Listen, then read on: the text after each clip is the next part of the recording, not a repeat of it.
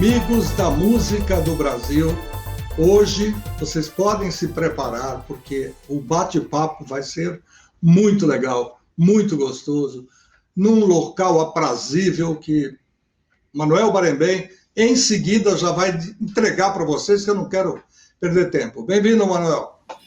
Obrigado, Luiz. Um bom dia, boa tarde, boa noite para todos aqueles que estão nos vendo.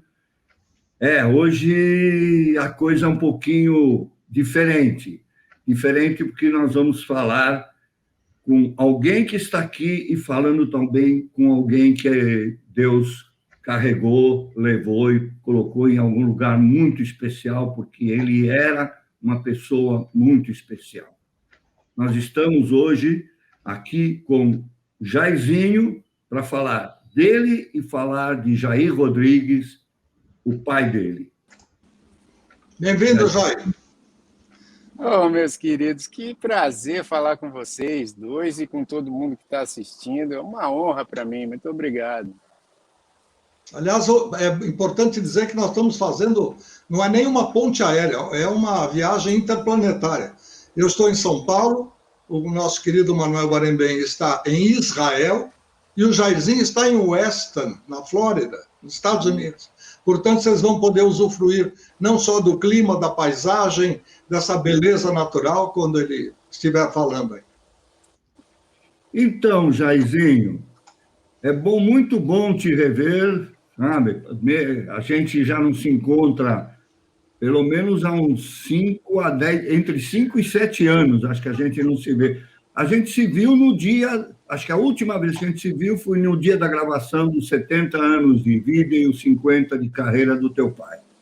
Então, é muito bom estar aqui e conversar um pouco com você sobre a tua vida, sobre a tua infância, a tua juventude, a tua relação com teu pai, musicalmente falando, com pai e filho. Tá? Então, por favor, fique à vontade para começar a dizer algumas coisas legais para a gente ouvir.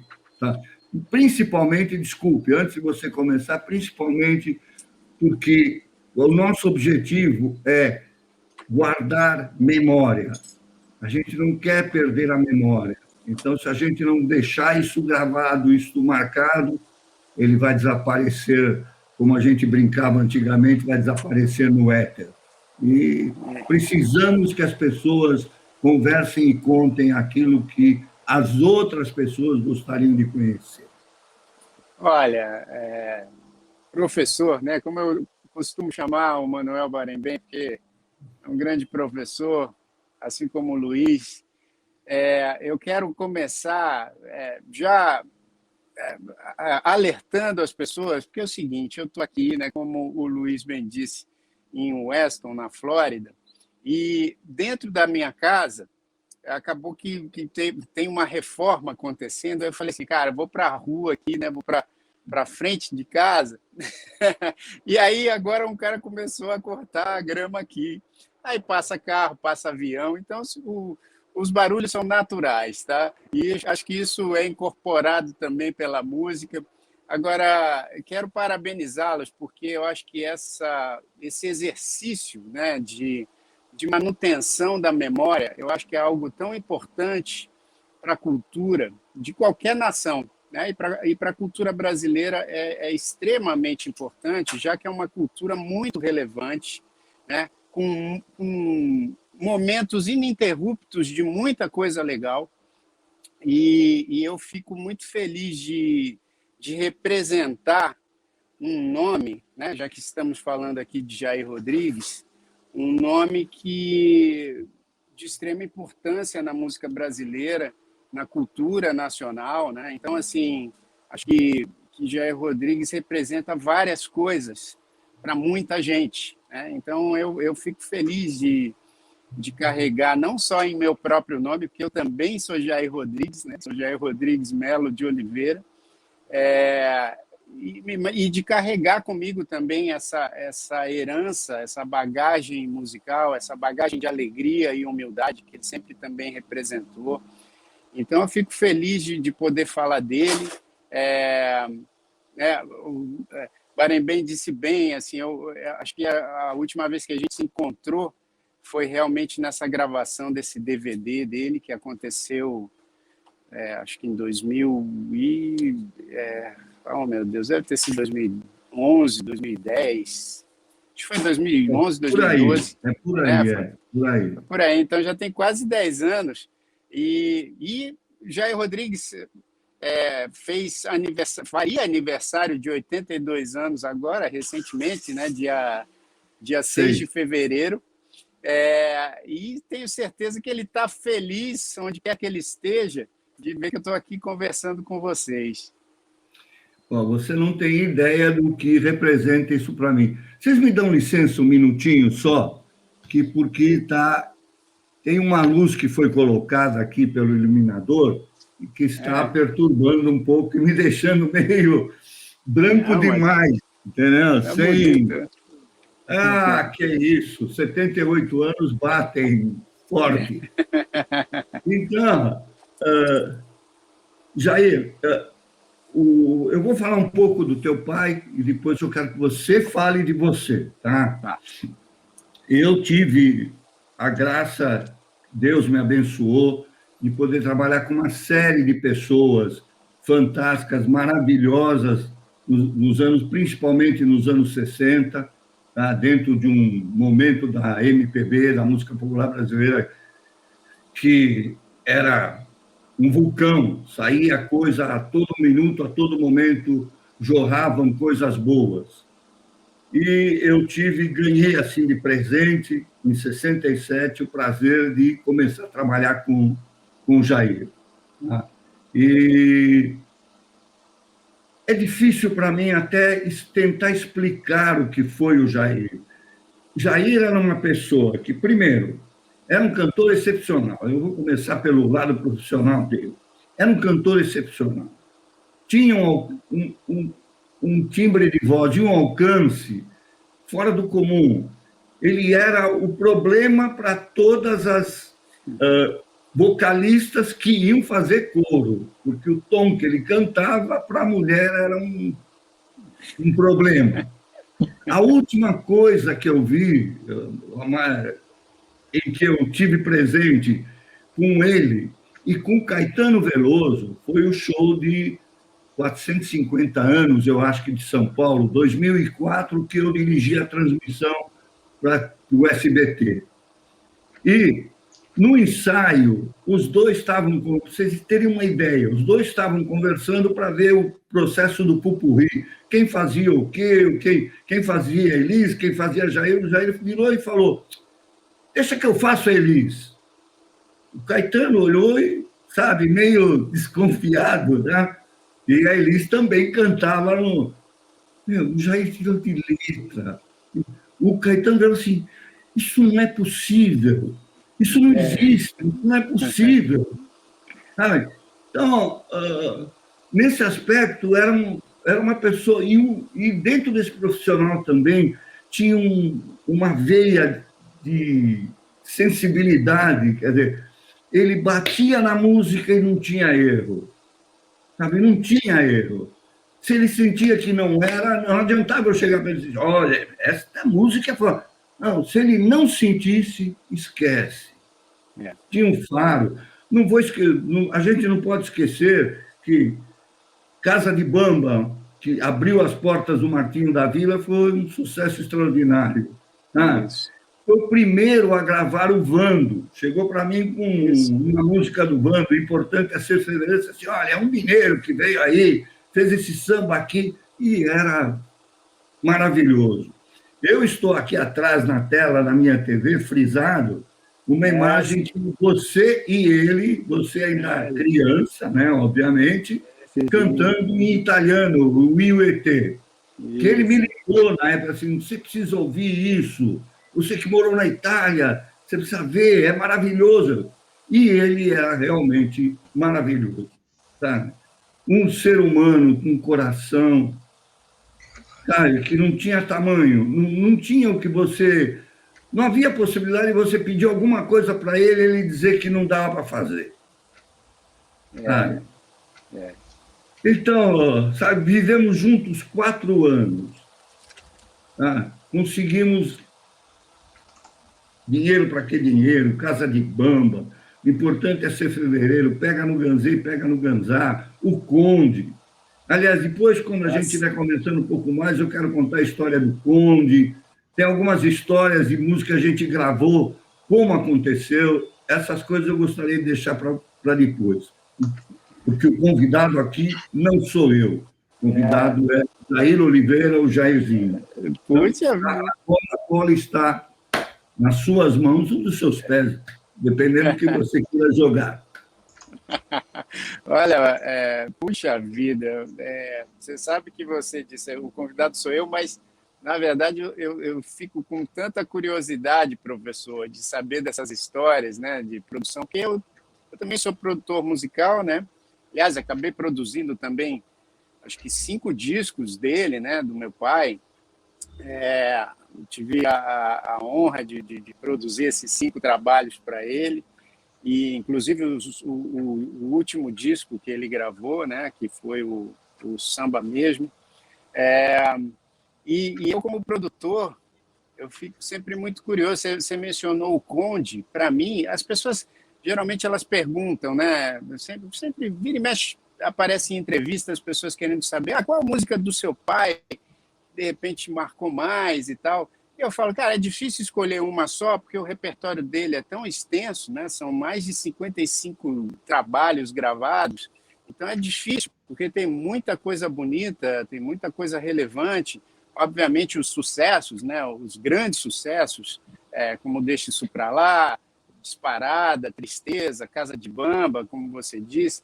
O Conde, que foi um grande sucesso, eu sempre guardo o Conde, né? Encontrei hoje cedo no meu barracão minha roupa de conde no chão.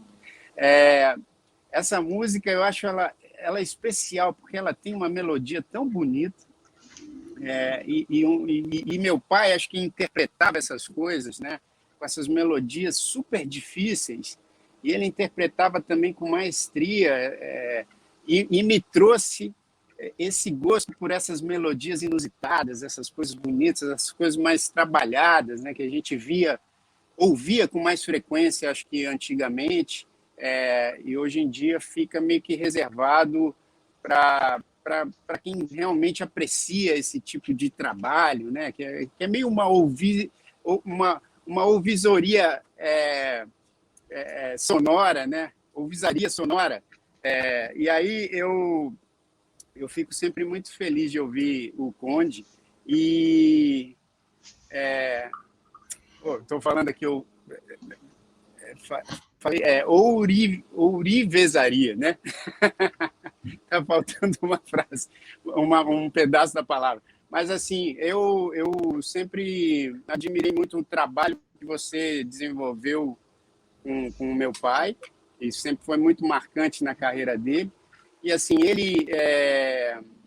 Jair Rodrigues, é muito bonito falar dele, né? Porque ele construiu, acho que, uma carreira muito focada na música, né? Muito focada nesse compromisso que ele tem, que ele sempre teve com a música, e muito na alegria, na humildade, né? Naquilo que ele realmente acreditava. Eu fico feliz de você ter falado que ele tinha uma sensibilidade, né, grande para escolher as coisas do repertório dele, e realmente ele quando ele curtia uma música ou curtia uma ideia, geralmente era algo muito relevante, né, e se transformou em algo muito relevante para a carreira dele. Então, o samba, e um negócio muito interessante da carreira de Jair Rodrigues, que acho que todo mundo também menciona, é como ele não era um intérprete de um estilo só, né? Aqui na minha camiseta está escrito samba, eu também sou muito influenciado pelo samba, e muito por conta dele. Ele sempre gravou muito samba, né? Samba canção, samba enredo, pagode, enfim, sempre teve uma ligação muito estreita com o samba. Mas uma coisa muito marcante da carreira dele é que ele era um sambista sem ser exclusivamente um sambista, né? Ele era muito respeitado no meio do samba, ainda mais vindo de São Paulo, né, onde geralmente as pessoas são poucos sambistas de São Paulo onde, né, que são mencionados quando vão falar assim dos grandes nomes do samba, né, porque geralmente vem do Rio de Janeiro e tal, com aquela a ligação com as escolas de samba mais tradicionais do Rio. E meu pai sempre foi muito respeitado nesse meio do samba, inclusive no samba carioca, né, e ele também tinha uma facilidade em interpretar outras coisas, né? Como também a música sertaneja de raiz, né? As músicas regionais, né? Ele gostava muito também de uma proximidade com a música nordestina, né? Então ele também interpretava muito bem esse tipo de coisa. As músicas românticas, né? Acho que 3 discos dele que são fenomenais são discos de seresta, né? Onde geralmente você fala em Jair Rodrigues, você não associa muito a seresta, mas ele tem 3 discos fenomenais de serestas, né? E cantava muita seresta. Eu cresci ouvindo muita seresta, né? Eu cresci ouvindo muito Lupicínio Rodrigues, Pixinguinha, porque meu pai estava sempre cantando isso para a gente, e ele tem esses 3 discos fenomenais. Então era um intérprete plural, né? Ele não se limitava. Aí, pô, não é à toa que também foi o primeiro a gravar algo falado, né? Que muita gente considera como o primeiro rap brasileiro, né? Que é o Deixa Isso Pra Lá, em 64. Então, ele era um cara muito aberto, muito... ele se permitia muito conversar com todas as tribos, né? Com todos os estilos. Então, isso eu acho que é uma marca também da carreira dele que eu acho muito interessante. A gente falou do feeling dele, da sensibilidade dele para repertório. Eu estava aqui pensando, tentando relembrar, e eu só lembro de 3 músicas que eu sugeri para ele gravar. Uma foi de... Aliás, 4, porque foi o Deixa Isso Pra Lá, que eu e o falecido Corumba ouvimos o Martinho cantando no Festival da Record e saímos correndo para marcar a gravação. Tá? Depois eu liguei para o Martinho e pedi uma outra música, ele me deu dinheiro para que dinheiro. Tá? Aí eu voltei de férias, dormi bem, depois de janeiro, chego no Rio de Janeiro e estou ouvindo uma música tocar. Perguntei, escuta, essa música do Paulinho da Viola é de samba enredo? Não, isso aqui está sendo cantado. Falei, vamos gravar com o Jair hoje. Foi um rio que passou em minha vida. E depois chego também de novo de viagem e o que eu ouço pela rua? Ô, lelê, ô, lalá. Falei, aí numa reunião, escuta, mas... E aí tem uma história também. Escuta, ninguém gravou essa música do Pega no Ganzê? Não, ninguém. Por que a gente não grava com o Jair? Pô, Mané, você é louco, o Jair está estourado com o Conde. Eu falei, mas, se o Jair não gravar outro, vai ser sucesso mesmo. Por que não pode ser o Jair? E quem disse que não pode ter 2 sucessos ao mesmo tempo? Claro, pô. O Conde e o Pega no Ganzê. E o Conde tem outra história. Quando você falou da música, dessa melodia toda, o André Midani, ele que me perdoe, eu estou falando dele aqui, mas é o seguinte, ele ouviu a gravação e achou que essa diferença de tonalidade que o Jair sobe lá para cima e estraçalha, né? Ele falou, isso não está legal, não tem como você mudar, a gente muda esses discos, troca, quebra esses discos e vamos fazer uma... Falei, André, não vai fazer nada. Não vai fazer nada. Essa gravação é ela. Não tem como mexer nela. Ela é isso. Não deu outra, né? Não deu outra. Que legal. Que legal. Assim, só uma dúvida, claro. Porque logo no começo você falou deixa isso para lá que você pegou com o Martinho, mas acho que você quis dizer... não é deixa para lá, é Casa de Bamba, desculpa. Tá bom. Casa de Bamba, desculpa. Tá. É o Casa de Bamba e o Dinheiro para que dinheiro. Foram os 2 com o Martinho seguidos. Isso, tá legal. E o mais engraçado da história que caiu. Chegou um dia a levar para ele no apartamento lá no Rio de Janeiro. Só que não era hora dele gravar, ficou ali e acabou. Então, quando o que é do homem, o bicho não come, certo? Eu não tinha como fugir disso. Certo. Pô, Eu queria dar o meu pitaco rapidinho, só para dizer o seguinte: eu sempre vi e ouvi o Jair do outro lado, como aquele programador musical de emissoras de rádio, diretor artístico, não tinha nada de diferente. Quando o Jair chegava, era unanimidade, tinha que tocar. Chegava um disco novo, ele agradava a todas as faixas etárias, a todos os tipos de emissoras de rádio, a não ser, obviamente, que ele tocava música internacional, rock, não tinha lá muito a ver, mas que o cara curtia, também curtia. E a simplicidade do Jair, o Jairzinho falou em humildade, eu acho que era uma simplicidade tão cativante que não tinha como não gostar. E eu vou aproveitar o ensejo, já que o Manuel falou de vocês da Itália. Eu tenho uma prima, eu tenho um lado da família maternal que é oriundo da Itália e mora lá. Quando eu fui conhecê-los, porque a irmã da minha mãe foi muito jovem lá para Capitello, que é uma província de Salerno, bem lá no sul, a minha prima, Rosana, que tem um pouquinho mais de idade que eu, falou assim: você conhece o Gersinho? Eu falei: não. Ah, eu gosto muito de ver ele na televisão. Eu falei: Gersinho? É, ele e o pai dele. Eu falei: Jairzinho? É, ela adorava vocês. Nessa época, eu até tentei pedir a ela que gravasse uma pequena mensagem para passar para você em italiano, porque ela ia ficar muito emocionada, mas ela disse que não está em condição de aparecer no vídeo. Mas ela ficou muito feliz quando eu disse que a gente ia se reencontrar aqui nessa série Música do Brasil, e disse: olha, não esquece de dizer para ele, ele foi um ídolo desde pequenininho para mim, na minha fase jovem e até hoje. Então está aí o recado de Rosana. Fala. Um bacio para sua prima, né? Um bacio. Ela vai ver a sua gravação depois, quando estiver lá no YouTube, ela vai, com certeza. Mas a marca que vocês conseguiram, você e seu pai, naquela programação que vocês fizeram na RAI, foi algo incrível. Você deve saber, mas ela, como menino, você precisa ver o que ficou isso na cabeça, na memória das pessoas. Ah, que bom, Luiz. Isso é ótimo saber, porque a minha carreira, né? Muita gente sabe, começou com meu pai, né?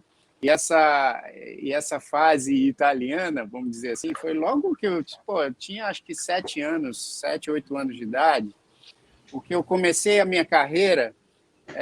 A história é bem bonita, porque assim, eu digo que é um acaso programado, né? Porque o meu pai, eu acompanhava muito meu pai, né? Em todos os ensaios, em várias atividades dele. Às vezes, até quando eu ia fazer show, eu pedia para ir com ele, deixava de jogar com os amigos na rua, né? Porque naquela época, em São Paulo, a gente ainda jogava muito futebol na rua, taco, né? E muitas vezes os meus amigos que moravam no bairro, a gente morava ali no Planalto Paulista, perto do aeroporto de Congonhas, e as ruas, assim, passava um carro a cada 40 minutos.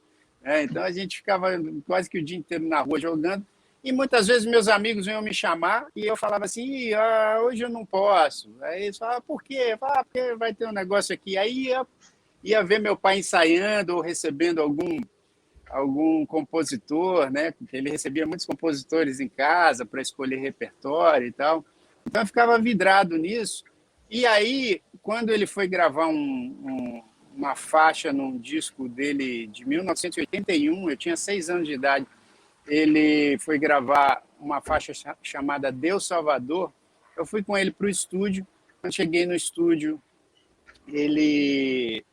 meu pai estava gravando essa música, né, que era do Luiz Carlos Chuchu. Aí ele estava lá e esqueceu a letra, né? Ele tinha esquecido a letra mesmo que ele tinha escrito da música na casa dele. E aí ele falou, cara, não lembro dessa letra. Tentaram ligar para o Chuchu, né? Obviamente, naquela época não existia celular, então tentaram ligar para a casa do Luiz Carlos, não encontraram. Ele falou, então deixa que eu vou buscar a letra lá em casa, porque eu esqueci a parte da letra, né? Não consigo lembrar. Aí, quando ele saiu do estúdio, eu estava lá na técnica, né? E aí ele falou, vamos, filho, vamos que eu vou. Eu tenho que pegar a letra lá que eu esqueci a letra. Aí eu falei assim, pai, eu sei como é que é essa letra, é assim.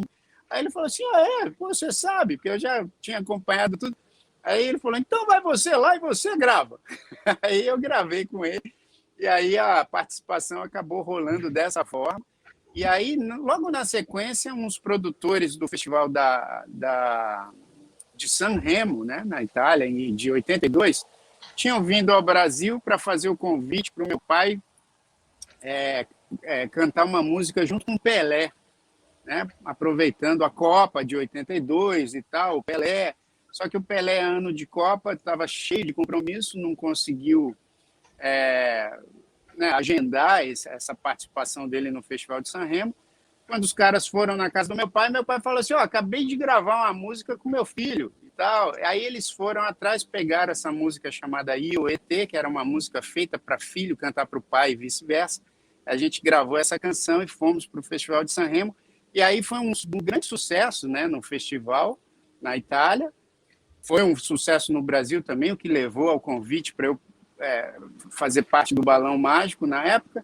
Mas aí, logo na sequência, também gravei um disco inteiramente italiano, que era uma versão do disco A Casa de Brinquedos, né, do Toquinho, com músicas do Toquinho, do Chico.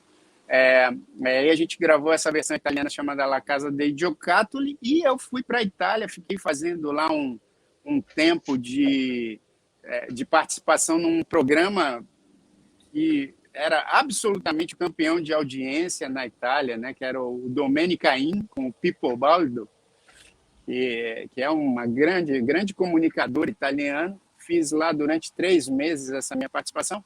E hoje em dia eu vejo tantos italianos, ou da minha geração, ou um pouco mais velhos que eu, que lembram dessa fase, e acabam mandando muito carinho para mim. Isso é muito, muito importante, né? Essa minha passagem na Itália, junto com meu pai também, acabou me trazendo muito carinho também dos italianos.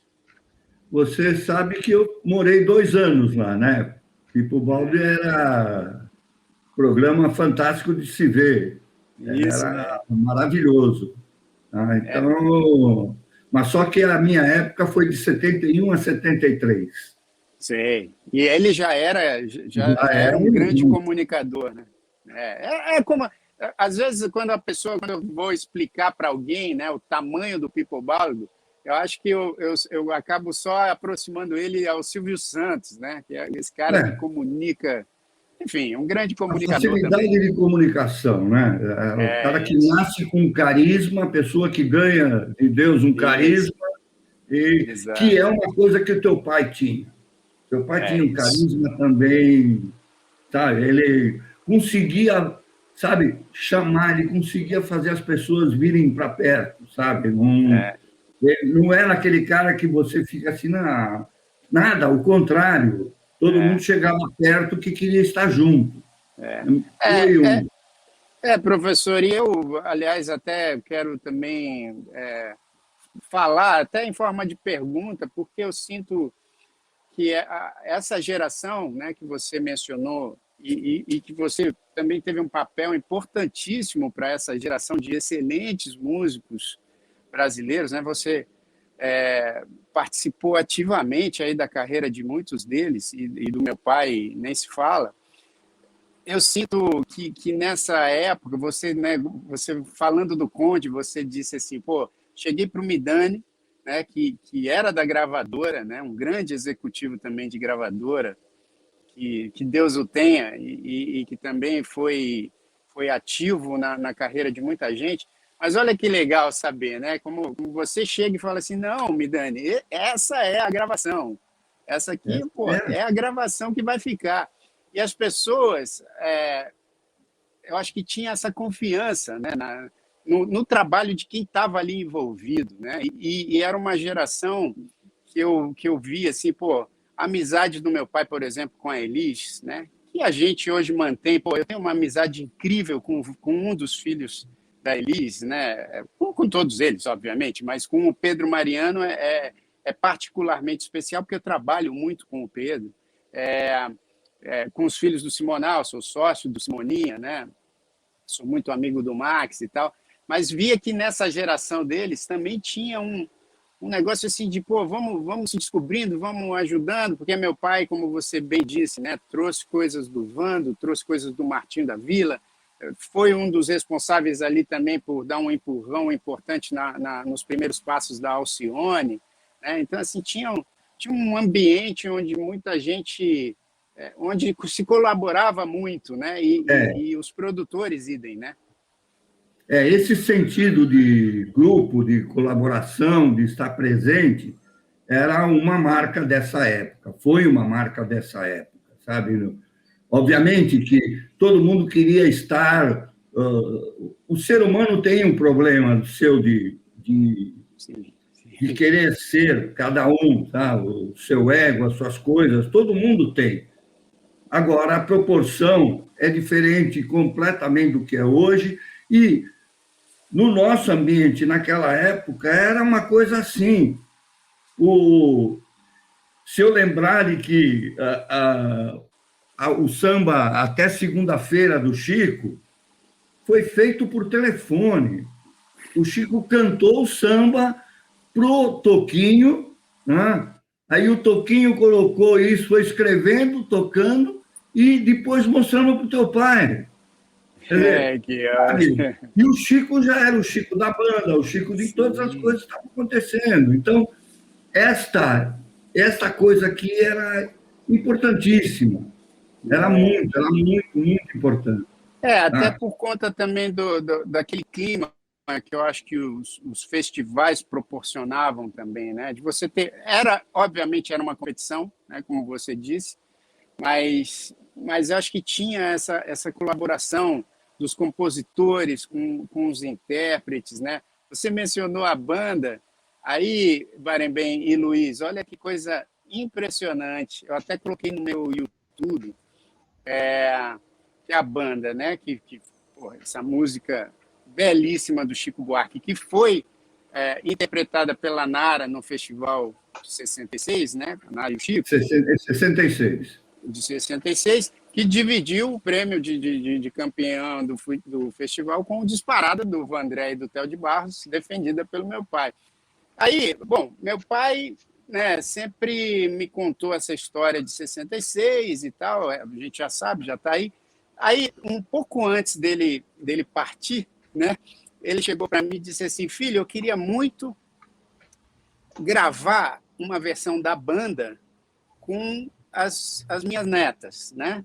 Que ali naquele momento, em final de 2013, comecinho de 2014, a Isabela estava com 7 anos de idade, a Rafaela, que é neta da Elis Regina, mas que pela proximidade das famílias sempre chamou meu pai de vô e minha mãe de vó, né? Então a gente tem uma proximidade familiar muito grande.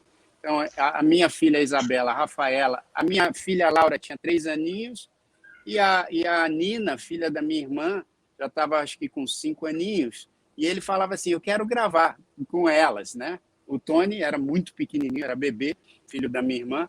Aí, pô, passou, não consegui, né, fazer isso, não consegui oferecer isso para ele, porque logo depois ele partiu desse plano, e a gente não conseguiu gravar uma versão da banda dele com as netas. E agora, no aniversário aqui, né, que seria o de 82 anos dele, a minha filha organizou um negócio, e aí ela chegou para mim, sem que eu soubesse, falou assim: pai, ela está fazendo aula de violão com o Marcelo Carvalhais, aí ela falou assim: pai, o Marcelo, meu professor, pediu para você gravar uma base de violão da banda, que é para eu poder treinar. E eu falei: bom, tá bom, então vou gravar, né? O seu pedido é uma ordem, né? Aí gravei uma base de violão da banda, e ela falou assim: ó, tem que ser esse tom, né? Ré bemol maior, e o andamento 105. Ela me deu todas as coordenadas, gravei achando que era para a aula de violão dela, né? Aí o que ela fez? Ela pegou essa minha base, passou para as primas, né, para a Nina e para a Rafa, em São Paulo. Elas gravaram uma versão da banda, elas cantando lindamente as três. A minha mais novinha não quis aqui, ficou meio envergonhada, mas depois ela falou que vai gravar. E aí elas fizeram um vídeo de homenagem ao aniversário do vô. Eu fiquei tão emocionado com esse negócio. Eu chorava igual uma criança, porque elas, por conta própria, realizaram esse sonho dele. E isso é uma coisa que eu vinha, puxa vida, eu já fiz tanta coisa, né, com meu pai, mas esse presente que ele me pediu eu não consegui oferecer. E elas fizeram isso. Eu fiquei absolutamente emocionado, e já que a gente está falando dessas canções lindas, né? É uma canção maravilhosa do Chico, que ultrapassa gerações também. E aí tem essa versão agora com as netas do Jair Rodrigues cantando para ele.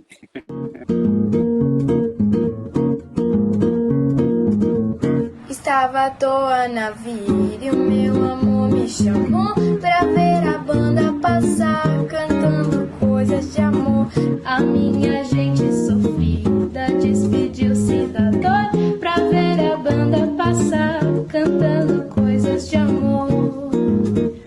O homem sério que contava dinheiro parou, o faroleiro que contava vantagem parou, a namorada que contava as estrelas parou para ver, ouvir e dar mensagem.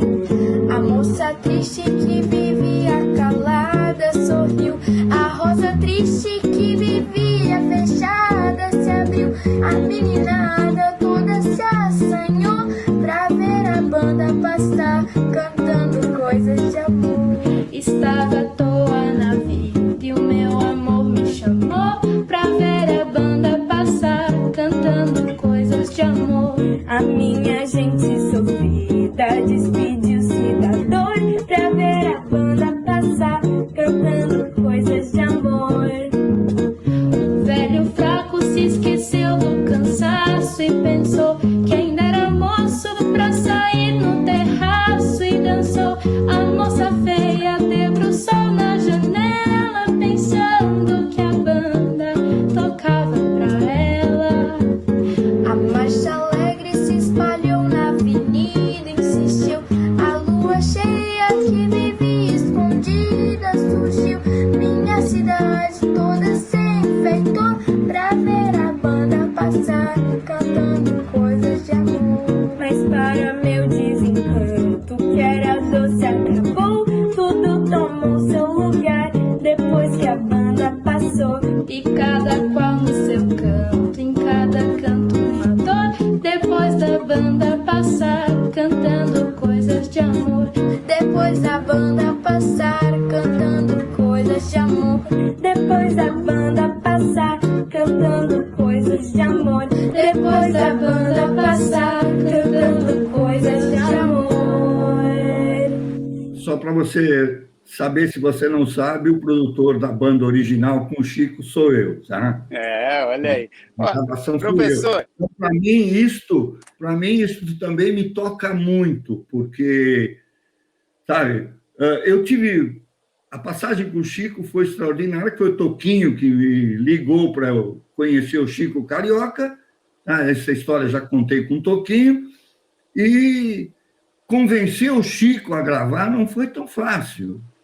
Ele não queria, ele falou, as músicas estão aí, pega o que você quiser. Olha, eu cantando, até consegui levar ele para o estúdio. Então, isso que você fala da banda... E esse empate dos dois é tão maravilhoso, porque são duas pessoas em dois lances diferentes. O Chico dizendo que o Disparada era uma música melhor que a banda, o conceito dele. E dois, quando o Chico entrou no palco, que foi vencer, o teu pai carregou o Chico no colo, daquele jeitão dele de pegar as pessoas pelas pernas na altura do joelho, né, e levantar, isso ele fez comigo a vida toda.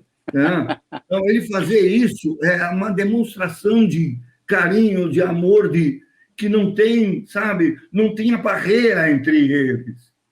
Ele mostrou ali que não existia barreira nenhuma. Não, isso era muito bonito, professor. Meu pai falava muito disso e a gente via, né? A gente percebia, porque era uma competição, mas era todo mundo ali torcendo um pelo outro, e acho que isso era muito legal.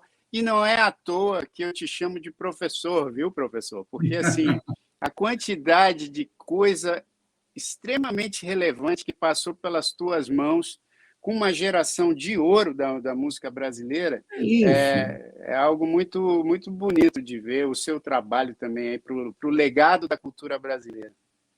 Eu ganhei um presente, Jair, que Deus me deu, de nascer naquela hora, naquele momento, e estar com aquelas pessoas, sabe? Naquele lugar. Então, com a qualidade musical que todos tinham, era impossível fazer errado. É impossível fazer errado. Não, professor. Não, tinha jeito de fazer errado, sim. É que o senhor tem uma categoria além do normal. O Júlio Medalha disse, não, mas você colocava o dedo. Eu falei, claro, eu tinha que colocar. É o toque de Midas. Esse é o toque. Eu tinha que colocar o dedo. Mas se eu não tinha todos aqueles ingredientes, eu não faria nada. Eu tenho que ter a boa cebola, a boa batata, o feijão, sabe? Eu tenho que ter tudo, tenho que ter uma carne macia, sabe? Aí o prato sai maravilhoso. Aliás, só lembrando uma coisa, que nessa hora me lembra o teu pai me ligando para dizer assim, a dona Conceição mandou dizer que sábado tem feijoada, você não pode faltar. Assim, era desse jeito. E você sabe que a mãe dele, né, a dona Conceição, pessoal, ela era esse elo de ligação também muito forte entre vários artistas dessa geração. O Gil, uma vez, me disse, também, o Gilberto Gil, estava conversando com ele, eu e minha irmã, né, e ele falou assim para a gente, ele falou assim, olha, a sua avó, ela cozinhava tão bem que eu fazia questão de, quando eu estava em São Paulo, eu ligava para o Jair só para ir comer a comida dessa avó. Eu não perdia nenhuma feijoada. Era isso. só dizer que ia ter, que eu estava lá, não tinha jeito. E ele tinha uma ligação muito especial com ela, tanto que naquele vídeo, né, do Disparada de 66, uma das coisas mais emocionantes é ver a minha avó olhando para ele, né, e dizendo assim, olha, ele conseguiu, né? O olhar dela mostrava assim, pô, ele conseguiu. Era muito especial. Jairzinho, deixa eu fazer uma coisa. Até agora, para mim, é uma coisa maravilhosa falar do teu pai, mas eu preciso que você fale um pouco de você também, porque senão, tudo bem, a gente volta uma outra oportunidade, mas vamos aproveitar esses minutos que ainda restam do nosso bate-papo aqui, e você falar um pouco de você também. Você já falou bastante da tua ligação com o teu pai, mas musicalmente, sei lá, alguma coisa a mais. E a gente volta no teu pai, a gente continua falando do teu pai, porque duvido que você vai falar as coisas e não tem o teu pai no meio. É isso. Agora, assim, o cara está cortando a grama aqui bem pertinho de mim. Eu não estou ouvindo nada. Agora dá para perceber um pouquinho, sim. Parece uma música meio dissonante aí, mas dá para perceber um pouco. Agora eu ouvi. Agora eu ouvi. Eu acho que ele falou assim, não, vamos continuar falando do seu pai, porque se for para falar de você, eu vou cortar a grama. Já que você deu esse toque, dá uma olhadinha aí na tela. Jair. Olha só, olha ele aí, com esse sorriso largo. Ele, em Los Angeles, no dia 11 de setembro de 2001, quando ficamos todos presos. Essa foto, graças a Deus, é minha, eu tive essa honra de fazer, não só essa, como essa aqui também. Ele é Sérgio Reis. Eles dois concorrendo ao prêmio Grammy. Vou voltar à primeira também, olha. Ele fez questão de abrir o sorriso, como já era mais ou menos natural. Falei, olha, essa foto vai para a revista do Grammy. E ele fez questão de se abrir e dizer, olha, para vocês, se eu ganhar o troféu, é de todos. E aí foi a última vez que eu tive a oportunidade de estar com ele pessoalmente. Depois disso, eu voltei para cá e ele continuou a carreira dele até partir, como você já disse. Mas independente do cortador de grama aí, fala um pouquinho do Jair atual. Claro, vamos nessa.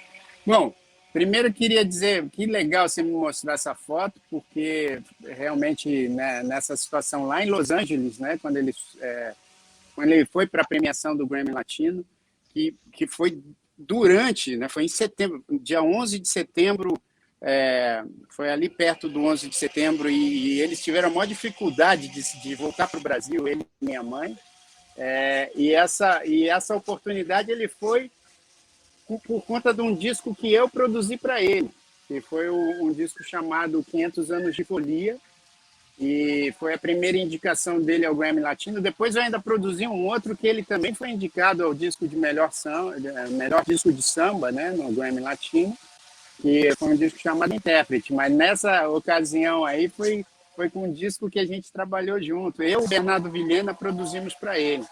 Então, assim, Luiz, respondendo a sua pergunta e a do Barembem, eu sempre continuei na música, né? Sempre me envolvi muito com música. Eu tive essa dádiva de receber também de meu pai esse bichinho da música, né?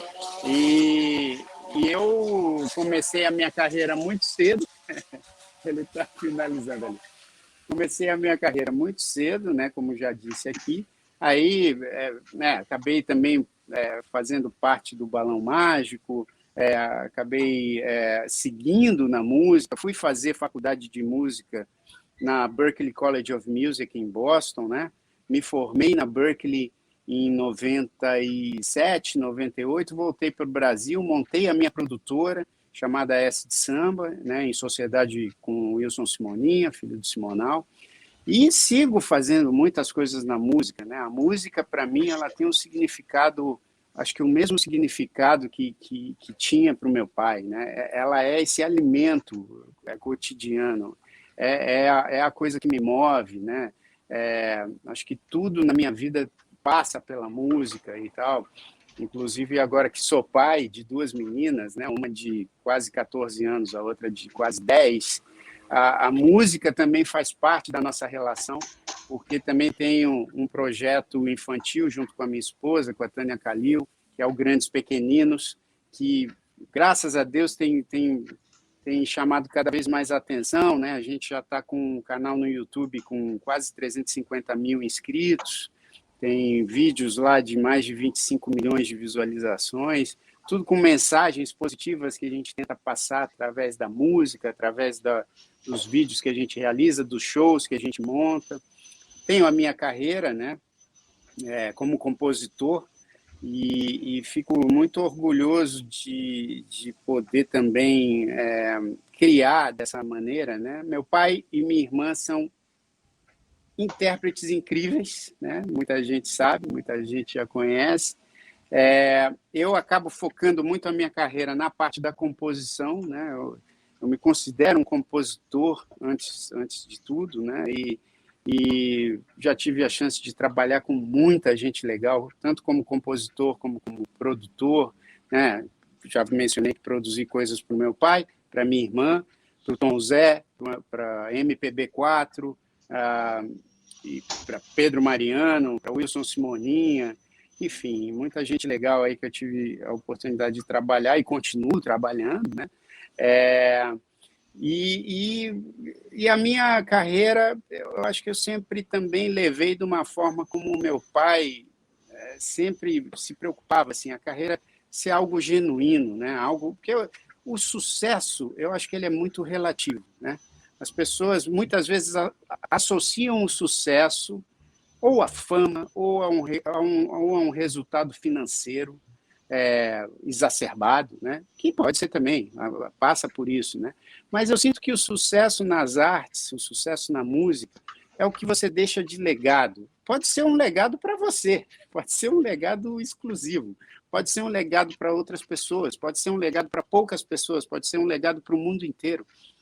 E eu acho que a música ela tem essa beleza de que o sucesso está muito ligado ao que te faz bem, né? Então, eu sigo fazendo música, sobrevivo de música, tenho uma honra de falar que eu sobrevivo com as coisas que eu faço, né? Para a minha carreira musical, para minha produtora, para o meu projeto Grandes Pequeninos, para outras coisas que eu bolo sempre aí, para a internet, para as redes sociais.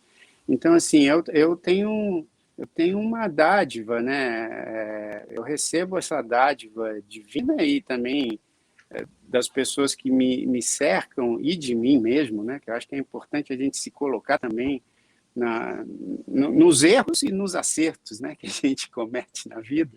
Então eu tenho essa consciência de quanto é difícil você sobreviver com algo que você gosta muito e que tem a ver com arte, que tem a ver com música, e que nem sempre esse glamour todo que as pessoas imaginam que seja, né? Tem muitas dificuldades, tem muitos desafios, principalmente no momento como agora, que a gente está vivendo essa transformação do mundo inteiro, né, com essa pandemia. Mas eu agradeço todos os dias da minha vida. Você sabe que meu pai, várias entrevistas, né, que ele dava, o Barenbem deve ter ouvido isso muitas vezes, que ele sempre falava assim, olha, se eu não sou o homem mais feliz do mundo, eu sou um deles. E ele agradecia muito a Deus, agradecia muito às pessoas, aos parceiros, agradecia muito à família. E eu tenho essa mesma sensação, eu agradeço todos os dias, quando eu acordo, antes de fazer qualquer coisa, antes de sair da cama, antes de pegar o celular, né, que hoje em dia é meio que automático, você acorda, já pega o celular. Antes de pegar o celular, eu faço uma oração minha de agradecimento, assim, de agradecer por mais um dia, por mais uma possibilidade de transformar, de aprender, né? Eu costumo dizer que eu sou um aluno eterno, a gente está sempre aprendendo. Então, a minha carreira, eu tento focar sempre nessa coisa da genuinidade, assim, de ser genuíno, de fazer aquilo que eu acredito, né? De querer transformar as pessoas e o mundo através das mensagens que eu tenho para oferecer com a minha música. E eu acho que isso eu aprendi muito com o meu pai também, e fico muito feliz de seguir fazendo. Então, estou aí, quem quiser saber mais da minha carreira, estou em todas as redes sociais e estou sempre fazendo coisas. Agora tem um podcast também, além do canal do YouTube, né, que eu tenho, dos Grandes Pequeninos, da minha carreira.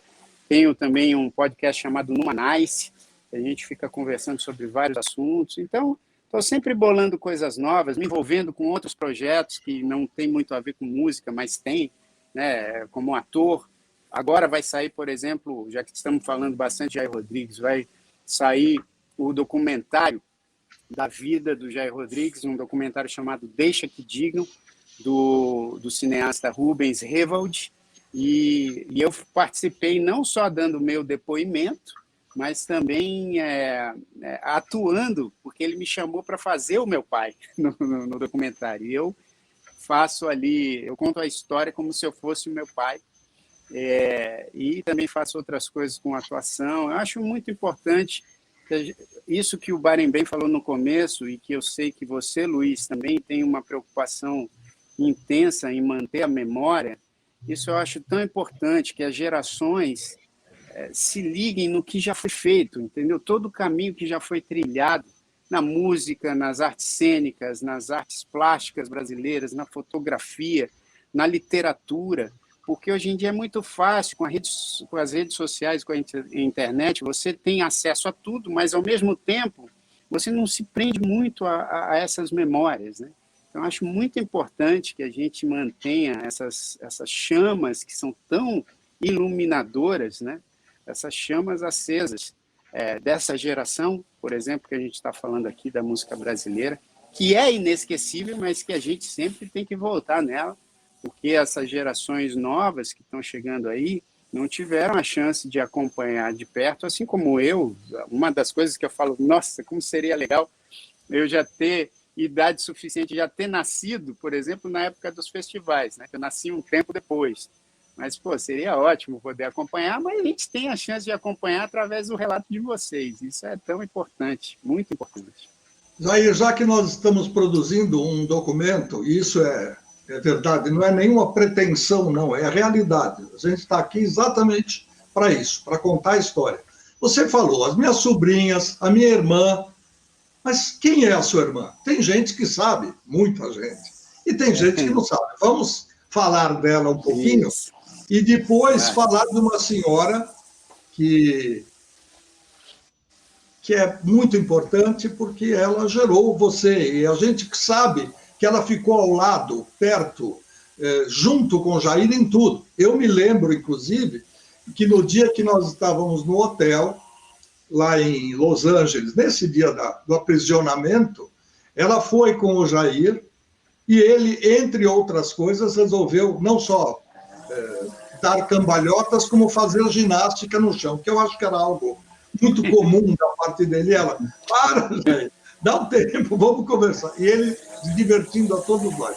Vamos falar dela através de uma foto também, mas antes vamos falar da irmã, rapidinho. Vamos. Bom, a minha irmã é a Luciana Mello, né? Essa cantora incrível, que também já tem uma carreira extensa aí. Daqui a pouco ela também participa aí com vocês em algum momento. Mas, assim, ela já está há anos também nessa estrada, né, da música, também tem uma relação muito especial com a música. Minha irmã também começou a carreira dela com meu pai, né? E eu acho ela, cara, assim, não é porque é a minha irmã, da minha geração, né, da nossa geração, eu a considero uma das melhores cantoras da geração dela, né, que é a mesma que a minha, enfim, porque eu acho ela um talento incrível, assim, tem uma voz, ela herdou essa força da voz do meu pai, né? E já lançou muita coisa na carreira dela, né? Já teve alguns sucessos aí na carreira. Eu ajudei também com essa carreira a produzir algumas coisas legais na carreira da minha irmã e tenho um orgulho dela. E eu tenho uma coisa para falar. Quer dizer, eu ia falar da Luciana, mas o Luiz colocou uma foto aí, eu tenho que falar dessa foto.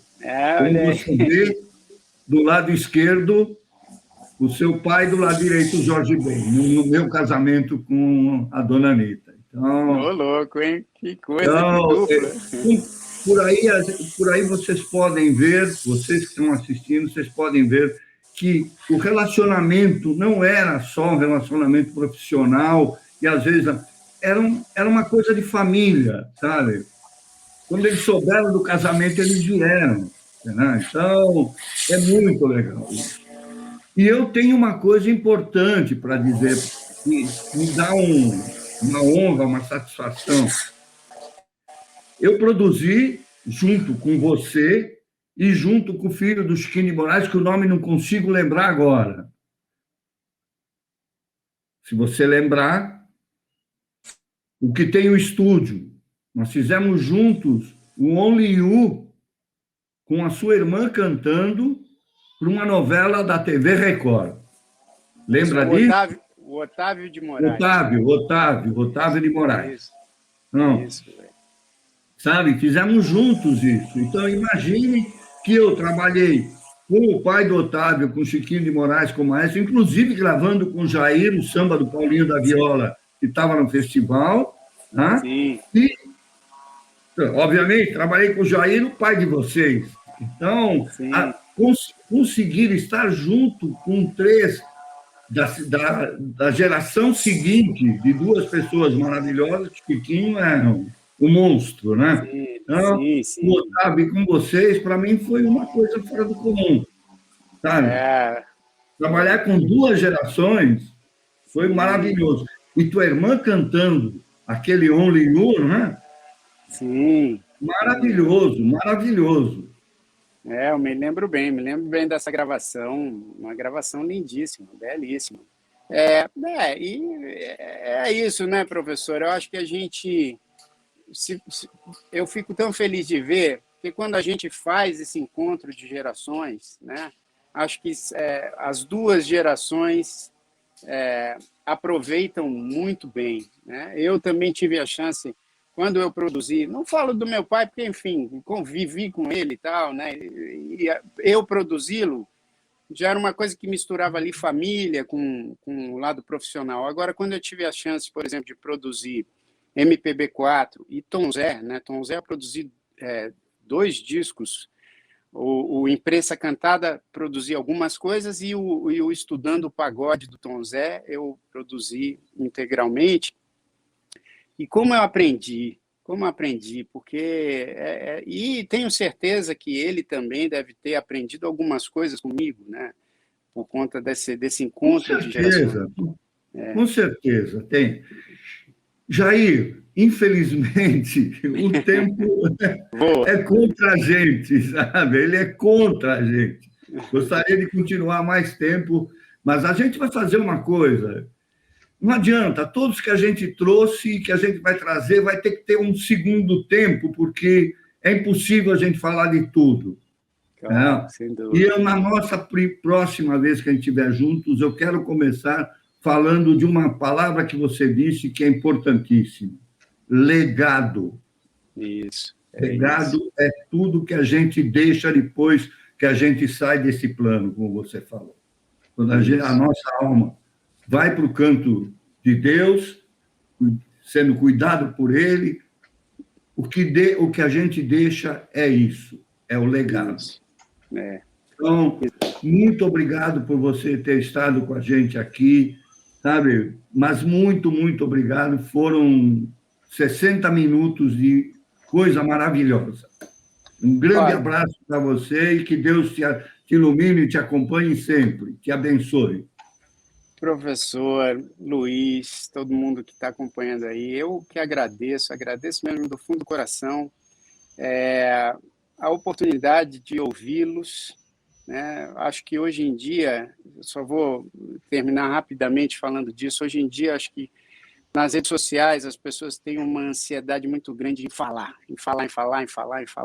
porque obviamente essa coisa digital proporcionou uma voz importante para todo mundo. Mas como é bom ouvir 2 pessoas que têm a experiência, que têm um legado que já está escrito aí para todo mundo, e eu fico honrado de conversar aqui com vocês. Tinha certeza que quando a gente terminasse, o cara ia terminar também a grama aqui, né? Ele acabou de terminar, mas acho que não atrapalhou muito. Mas eu estou à disposição, sempre que vocês quiserem, eu venho com o maior prazer para ouvi-los ainda mais e poder colaborar para essa manutenção da memória musical brasileira, que, como eu disse, né, e todo mundo sabe, é um tesouro para a humanidade, o que o Brasil já produziu e que vai continuar produzindo de música e da importância que o Brasil tem nessa situação toda aí da música. E eu agradeço a vocês. Obrigado. Que assim seja. A gente que agradece você com esse sorriso. Muito obrigado, hein? Valeu, muito obrigado. Foi muito bom conversar com o Jair Oliveira. Eu posso até dizer com uma pontinha de inveja, mas aquela inveja gostosa, eu queria muito estar ali onde ele está, em Weston, perto da minha querida Miami, ali no coração da Flórida, e curtindo essa oportunidade, né? Porque a natureza aí é privilegiada. Tem furacão, tem um montão de coisa ruim, mas quando está tudo bem, está tudo leve, né? Não tem tempo melhor. Hoje, por exemplo, que nós estamos vivendo o verão no Brasil e o inverno do outro lado, lá nos Estados Unidos, com certeza vocês veem o Jair aí de camisa tranquila, levíssima, camiseta e tudo mais. Obrigado pela sua participação. Foi muito bom relembrar muitas histórias do seu pai, o nosso querido Jair Rodrigues, e conhecer um pouco mais da sua vida. Até a próxima, Jair. Obrigado, querido. Até mais. Manuel Barembê, encerramos aqui mais um episódio da série Música do Brasil, hoje muito gostosamente, porque tivemos a participação do Jairzinho e pudemos relembrar essas histórias tão gostosas do passado, e eu descobrir mais histórias suas, o que passa a ser, para mim, passa a ser o seu legado para aumentar um pouquinho mais o meu conhecimento. Até a próxima, um forte abraço, Manuel. Um forte abraço a você, Luiz, e a todos que acompanharam a gente. Um grande abraço, um grandíssimo abraço, e a gente se vê em breve com mais história da música do Brasil. Com certeza, esse episódio nos deixou com muita alegria na alma, e a gente só tem como agradecimento 2 palavrinhas muito simples para dizer a você. Essas daqui, ó.